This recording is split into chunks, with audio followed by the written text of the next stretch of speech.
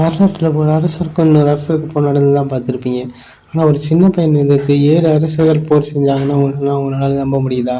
ஆமாங்க, இது வரலாற்றில் நடந்திருக்கு. கிபி 100ஆம் ஆண்டில் 7 அரசர்கள் ஒன்று கூடி பேசிகிட்டு இருக்காங்க. அப்போது அதில் ஒரு அரசர் சொல்கிறாரு, பாண்டிய நாட்டில் ஒரு சின்ன பையன் தான் ஆட்சியில் இருக்கான், அவனை எதிர்த்து இப்போ நம்ம ஈஸியாக ஜெயிச்சு பாண்டிய நாடை கைப்பற்றிடலாம் அப்படின்னு அவர் சொல்கிறாரு. அதில் ஒரு அரசர் சொல்கிறாரு, இந்த விஷயம் எனக்கு ஏற்கனவே தெரியும், அதனால தான் அந்த சிறுவன் நம்ம இடத்துக்கு வர வைக்கிற மாதிரி அவனுக்கு அனுப்பியிருக்க தூதுல பால்குடி மாறா பாலகர்னு நான் குறிப்பிட்டிருக்கேன்.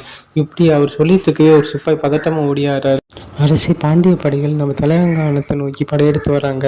அது மட்டும் இல்லாமல் அந்த சிறு அரசன் சபதம் வேற மேற்கொண்டுள்ளாராம் அப்படின்னு சிப்பாய் சொல்ல, என்னன்னு அரசர் கேட்குறாங்க. நான் இப்போரில் தோற்றால் மக்கள் என்னை கொடியவன் என கூறட்டும், தமிழ் சபை புலவர்கள் இனிமேல் என்னை பாட மறக்கட்டும் அப்படின்னு சபதத்தை மேற்கொள்றார். அடுத்த நாளே போர் ஆரம்பிக்குது. தன்னை சிறுவன் என்று சொல்லி தான் அவமானப்படுத்தினாங்க. அதனால சிறுவரை அணியக்கூடிய 50 தாலிங்கிற நகையை போட்டுக்கிட்டு அந்த பாண்டிய மன்னர் போர்க்களத்தில் நுழைகிறாரு.